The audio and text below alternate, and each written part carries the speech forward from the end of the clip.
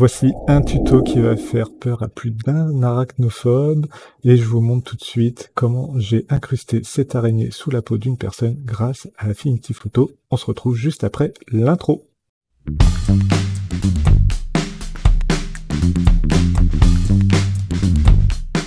Salut à tous, c'est Laurent et bienvenue dans ce nouveau tuto sur Affinity Photo. Aujourd'hui, je vous montre comment incruster cette jolie petite araignée sous la peau de cette jolie petite dame.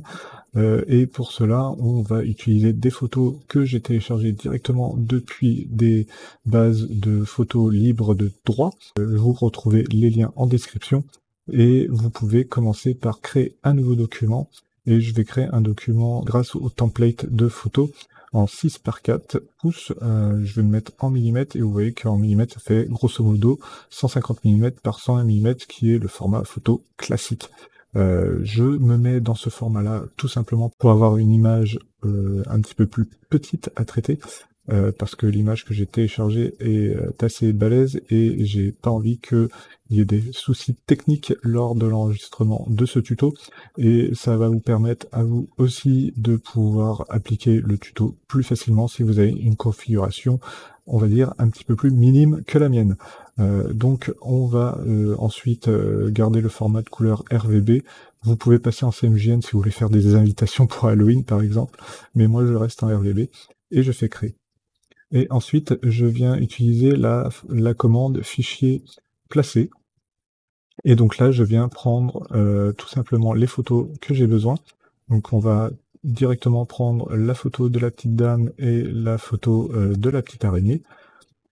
Et ensuite, comme vous voyez, quand on fait fichier placé, on a un panneau inséré image qui se met à notre gauche et on peut venir cliquer et glisser notre première image dans notre format et puis cliquer et glisser notre deuxième image. Et voilà, on a déjà nos deux images qui sont là et on va pouvoir tout de suite dupliquer l'image du dessous. Donc on fait CTRL-J. On vient garder donc cette image-là, et cette image, si vous voulez, vous pouvez la renforcer avec un réglage de niveau qui serait intéressant pour avoir un petit peu plus de contraste. Donc là, je n'avais pas caché l'image du dessus, mais vous voyez que le niveau, hop, s'est appliqué. Voilà. Et donc là, on vient renforcer vraiment les noirs et les blancs de cette image. Et vous voyez que ça permet de faire ressortir des détails de grains de peau. Donc ça, c'est plutôt intéressant à faire. Et ensuite, sur la deuxième image, on va venir appliquer un filtre, un réglage TSI plutôt. Donc là, on va venir montrer cette deuxième image-là. On vient cliquer et glisser notre réglage TSI. Et ce réglage TSI-là va nous permettre de changer un peu la teinte de notre photo. Donc là, vous voyez que quand je décale le curseur vers la droite dans la partie saturation, ça vient rougir donc mon image. Moi, je vais lui donner un effet un petit peu plus malade, donc j'aimerais bien qu'elle ait le teint un peu plus jaune. Donc là, c'est un petit peu abusé. Mais vous voyez que là, elle a un ton un petit peu plus malade quand je décale dans la teinte mon curseur vers la gauche. Donc là, il y a un juste dosage à trouver. Je pense que -8, ça serait pas mal. Hop, -8, c'est très bien. Et puis ensuite, on peut jouer aussi sur la luminosité.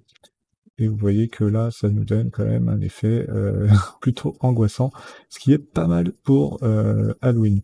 Donc ensuite, sur notre calque de décalage TSI, on va venir tout simplement l'inverser. Donc là, vous voyez qu'il a disparu, mais c'est pas plus mal, puisque on va pouvoir venir ici avec la brush, avec le pinceau, venir hop, faire apparaître certains détails. Donc là, vous connaissez sûrement le principe du masque. Quand on peint en noir, ça masque les détails. Quand on peint en blanc, ça les fait apparaître. Et donc là, c'est ce qu'on va faire avec le pinceau basique. On va pouvoir mettre une largeur un petit peu plus grande. Et donc ici, vous voyez qu'on peut venir faire apparaître certains détails. On lui donne mauvaise mine et on va pouvoir quand même passer notre filtre de niveau juste ici et revenir jouer un petit peu sur nos niveaux, histoire de faire ressortir un petit peu de détails. Voilà. Et donc là, l'image du dessous, on n'en a plus besoin. On peut tout simplement la masquer. Et le thé ici, on peut retravailler un tout petit peu certains détails. On n'a peut-être pas besoin d'être tout jaune partout. Voilà, être jaune juste au niveau des yeux.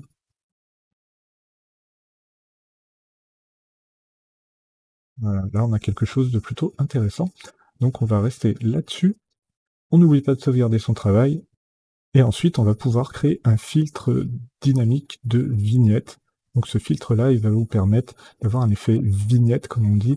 Vous allez voir très vite à quoi ça ressemble l'effet vignette. Hein. Ça ressemble, voilà, tout simplement à une espèce d'halo ombré tout autour de votre photo. Et cet effet-là va vous permettre là aussi de renforcer, de focaliser l'œil sur le détail, sur l'araignée qu'on va venir incruster ensuite. Donc vous voyez que l'exposition elle peut être plus ou moins grande. Moi je vais la mettre à -4. La dureté, donc ça c'est ce qui va vous donner votre flou. Vous voyez le flou qui se réduit. Et ensuite l'échelle qui va vous permettre d'avoir un réglage plutôt correct qui se met à peu près autour de la photo. Et donc là, je trouve qu'on est pas mal. La forme à 70, c'est pas mal aussi. Et là, vous pouvez rester soit en mode normal, soit vous pouvez jouer ici avec les différents modes. Vous pouvez vous mettre en produit, par exemple. Ça peut être intéressant. Vous pouvez vous mettre en mode obscurci. Hop. Et vous pouvez même vous mettre en mode incrustation. Mais moi, perso, je vais le garder en mode normal. Voilà. Donc ça, on peut venir aussi l'appliquer directement dans notre photo. Et donc là, on a déjà préparé le fond. Ensuite, on va venir afficher notre photo d'araignée. On peut même la renommer araignée. Et cette photo-là, on va venir la détourer. Donc on va prendre la baguette magique. On va pas s'embêter. Vu que tout le fond est super blanc, donc vous voyez que là, on a sélectionné à peu près l'entièreté de notre araignée. Et pour pouvoir supprimer le fond blanc, il faut tramer l'image. Donc on fait un clic droit sur notre calque image araignée. On fait tramer. Et ensuite, on vient taper tout simplement sur la touche supprimer pour enlever le fond. Et donc là, vous voyez qu'il nous reste quelques détails à enlever. Ça, vous pouvez le faire directement à la gomme. Pour cela, vous pouvez désélectionner l'araignée. Donc vous faites sélectionner, désélectionner, ou CTRL-D pour ceux qui aiment utiliser les raccourcis. Et puis ensuite, vous venez tout simplement prendre l'outil pinceau effacer, ce que je préfère appeler plus communément la gomme, et vous venez effacer les détails. Et donc là, voilà, vous avez détouré votre araignée. Ensuite, l'araignée, vous pouvez venir avec l'outil de sélection, vous pouvez venir la placer, hop, au niveau de l'œil, comme ceci. Voilà. Là, j'ai fait un zoom avec un contrôle et ma molette de souris. Hop. Et donc là, j'ai placé mon araignée et je vais pouvoir dupliquer ce calque-là en faisant un CTRL-J. Je viens cacher cette araignée-là. Vous allez voir qu'elle va nous servir plus tard. Et l'araignée qui est au-dessus, je vais pouvoir la passer dans une opacité un petit peu plus faible que 100%. Je vais la passer à 50%. Ensuite, je viens cliquer sur ajouter un calque pixelisé. Ce calque pixelisé là, il va me servir à pouvoir appliquer mes effets de brûlure, de densité plus ou de densité moins. Et donc ce calque de pixels, je viens le remplir en faisant un édition, remplissage ou maj plus F5. Et ensuite, je viens appliquer un gris à 50%. Je le fais appliquer, et donc vous voyez que ça me donne un rectangle tout gris que je vais passer en mode incrustation. Voilà. Et donc là, on ne le voit plus du tout, mais ce mode incrustation va me permettre de venir utiliser les pinceaux de densité moins et de densité plus. Et ces deux pinceaux-là, vous allez voir que quand on va les utiliser avec ici, par exemple, un pinceau plus estompé, il va nous permettre de faire ressortir les détails de la peau tout en gardant la forme de l'araignée. Donc ce qu'on va faire, c'est que on va se mettre dans une forme, dans une largeur inférieure. donc à 70 pixels par exemple, et ici j'ai pris le pinceau de densité moins. Le pinceau de densité moins va me permettre de faire apparaître de la lumière. Et hop, donc là vous voyez que je fais apparaître un tout petit peu de lumière, mais quand je viens cacher mon araignée, c'est de la lumière qui apparaît sur le grain de la peau. Et donc c'est ça qui va nous donner notre effet de relief.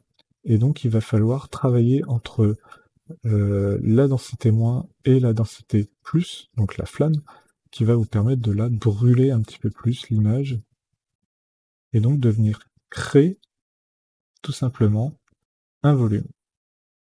Hop. Et donc là vous voyez que j'ai déjà un petit volume qui est créé sur le corps de l'araignée. Et donc il va falloir travailler toute l'araignée comme ceci pour pouvoir la faire ressortir de la peau. Donc je vais faire quelques étapes avec vous, et puis ensuite je mettrai la vidéo en accéléré parce que ça peut prendre des fois un petit peu plus que 5 minutes. Donc j'ai pas envie de vous ennuyer avec ça, et vous allez pouvoir vous éclater à le faire à votre rythme. Donc pour les pattes, vous voyez qu'il va nous falloir être un petit peu plus petit sur le pinceau. Donc là, en densité moins, vous allez pouvoir enlever de la densité moins sur le dessus des pattes. Faites attention à bien vous mettre sur le calque de pixels gris qui est en mode incrustation hein, pour faire ses effets. Ne vous mettez surtout pas sur le calque image. Donc faites attention à ça. Hop. Et donc là, on switch entre la densité plus, le pinceau de densité plus et le pinceau de densité moins. Voilà. Donc là, on va pouvoir faire apparaître la tête, par exemple. Si je réduis un petit peu ma brush, eh bien, je viens faire apparaître ces détails-ci. Voilà.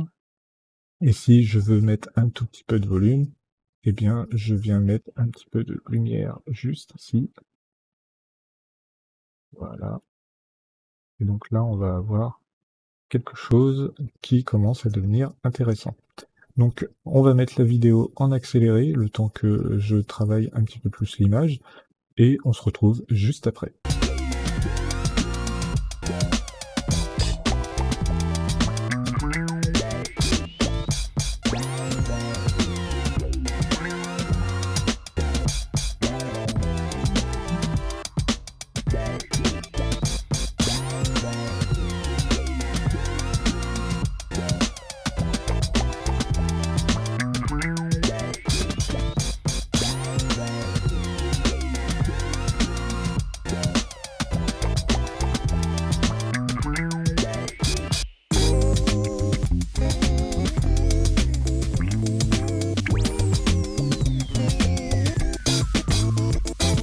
Là, j'ai terminé les premiers effets de lumière grâce au pinceau de densité moins. Maintenant, je passe au pinceau de densité plus, où là, on va venir rajouter des ombres. Donc, c'est reparti pour la vidéo en accéléré, et je vous laisse travailler de votre côté.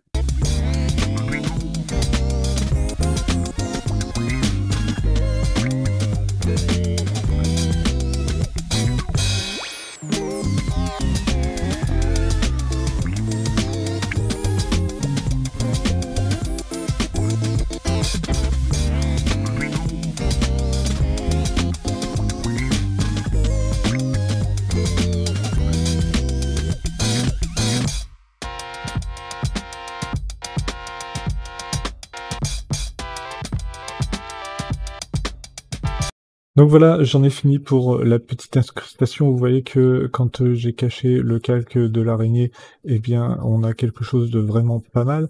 Donc maintenant, vous avez le choix, soit vous pouvez le laisser et vous pouvez baisser l'opacité donc de cette image, comme ça vous avez un tout petit peu de détail de l'araignée qui se voit en transparence. Donc là c'est pas mal parce que ça rajoute quand même un petit peu plus de volume. Donc là je trouve ça vraiment intéressant de le garder. Et vous pouvez réafficher cette araignée ici et vous venez y appliquer un masque. Donc vous connaissez la démarche pour appliquer un masque, vous cliquez sur masque de calque et ensuite vous allez prendre un pinceau de type basique, mais cette fois-ci vous le prenez avec un pinceau plus souple, plus rond, et qui vous permettent d'avoir des bords vraiment très marqués. Et vous venez prendre votre petit pinceau, le petit outil pinceau, donc avec B, et vous venez peindre sur le masque. Donc vous pouvez peindre en noir pour faire disparaître cette araignée, et on va juste garder, vous voyez, le bout des pattes juste ici. Donc là, on s'embête pas, on y va, mais on garde surtout le bout des pattes juste là. Hop, ça c'est le bout des pattes qui ressortent des yeux, ça fait bien flipper. Voilà, voilà, hop, ça c'est nickel. Et ces bouts de pâte, en fait, ils vont nous servir surtout à venir modifier un petit peu le dessous de l'œil, juste ici, le contour de l'œil. Et pour modifier ce contour de l'œil, on va appliquer un filtre Liquify. Excusez-moi pour cet anglais un peu médiocre. Du coup, on vient donc cliquer sur notre image juste ici, et on vient cliquer ensuite sur insérer dans la sélection, et ensuite on vient cliquer sur le petit sablier juste ici pour venir chercher le filtre Liquify. Voilà, et le filtre Liquify va vous permettre de vraiment déformer comme vous voulez comment dire, votre image. Et vous voyez qu'on passe automatiquement dans le Liquify Persona en appliquant ce filtre-là. Donc ici, vous avez le panneau de pinceau. Vous pouvez réduire la taille de ce pinceau-là. Donc là, on est à 128 pixels, c'est un petit peu gros. On n'a pas besoin d'autant. On va mettre 8 pixels, ça sera très bien. Vous pouvez jouer sur la dureté, sur l'opacité, sur la vitesse. Donc ici, on va pouvoir jouer sur la dureté, pourquoi pas. Hop, 57. Et ensuite, eh bien, on vient tout simplement déformer. Hop là, on vient tout simplement déformer un tout petit peu le contour d'œil. Hop, là, vous voyez que on va peut-être pouvoir être un petit peu plus gros que 8. On va se mettre à 15. Voilà. Et donc là, je viens déformer ça juste ici. Et là, au niveau des pattes, pour faire comme si qu'il y avait la patte qui ressortait hein, de l'œil. Voilà. Vous voyez que ça se déforme. Hop. Et on fait bien couler l'œil. Ah là là. Voilà. On a fait un petit effet assez dérangeant, j'ai envie de dire. Et puis on clique sur terminer. Et donc là, votre image est bien modifiée. Hop, et maintenant on va passer à la dernière étape de ce tuto, qui est tout simplement celle d'ajouter des petites ombres sous les pattes et de venir mettre des toiles d'araignée et renforcer un petit peu plus le grain de la photo. Donc c'est parti, on commence par mettre des petites ombres sous les pattes de l'araignée, quelques de pixels araignée où on a appliqué un masque, et bien on va venir lui appliquer une ombre tout simplement. Donc on va dans le petit FX qui permet de mettre des effets, et on va mettre une ombre externe, hop, et cette ombre externe là, on va la tourner juste ici, on va lui mettre un petit rayon, et on va la faire grandir en intensité. Et donc vous voyez que là on commence à avoir des petites zones qui apparaissent. Donc on va lui mettre un décalage, hop. Et donc là on a des ombres qui apparaissent. Et quand votre rayon est plus ou moins grand, et bien vous voyez que ça s'estompe pas mal. Donc là on va pouvoir se régler sur une opacité à 60% par exemple. On va pouvoir avoir un rayon de 4 pixels. Et puis un décalage pas trop énorme, pas besoin d'en avoir beaucoup. Vous êtes très bien à 2,8 pixels. Et ensuite on fait fermer. Et donc là on a appliqué des petites ombres. C'est pas grand chose, mais ça se voit quand même, ça fait une bonne superposition de notre petite araignée. Et donc ensuite on va pouvoir venir mettre un petit décor, un décor de toile d'araignée hein, qui pourrait être sympa. Donc pour cela, je fais la manipulation suivante. Je clique sur Fichier, je viens sur Placer, et je viens choisir mon petit décor que j'ai téléchargé. Hop, et je place ce décor-là en premier plan. Chouop. Et ce décor-là, je viens le placer en mode superposition. Et je peux même venir lui mettre un petit effet de flou gaussien. Voilà, pour lui donner un effet un petit peu plus réaliste. Hop. Et dernière étape, maintenant, c'est d'ajouter un filtre qu'on appelle le high pass, le pass haut. Et ce filtre dynamique-là va vous permettre d'avoir des détails un petit peu plus prononcés. Donc on vient tout simplement cliquer sur le petit sablier des filtres, et puis on vient cliquer sur pass haut, et donc là vous voyez que on a un filtre qui s'est créé tout en haut. Faut qu'on le mette tout en haut, hein. Faut qu'il recouvre bien tout. Donc vous voyez qu'il est en mode en gris. Par contre, si vous le passez en mode là aussi incrustation, eh bien il sera invisible. Mais quand vous allez changer le rayon, vous voyez que là on a des détails qui apparaissent un petit peu plus au niveau de l'œil. Et c'est ce qu'on voulait obtenir, c'est renforcer le détail de cette photo pour avoir vraiment une photo avec un très bon effet. Et donc là, je trouve qu'on est plutôt pas mal.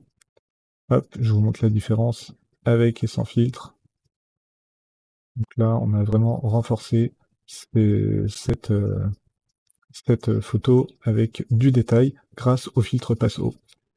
Et on en a fini pour ce tuto. Eh bien, j'espère que celui-ci vous aura plu. Si c'est le cas, n'hésitez pas à me laisser un petit pouce levé en l'air pour référencer la vidéo, me récompenser du travail accompli. N'hésitez pas aussi à commenter ci-dessous cette vidéo si elle vous a plu, si vous l'avez appliquée, si vous avez rencontré des difficultés, n'hésitez pas à me le dire. Je vous répondrai avec grand plaisir. Et en attendant, je vous souhaite un très bon apprentissage sur Affinity Photo. Je vous dis à plus, c'était Laurent. Ciao.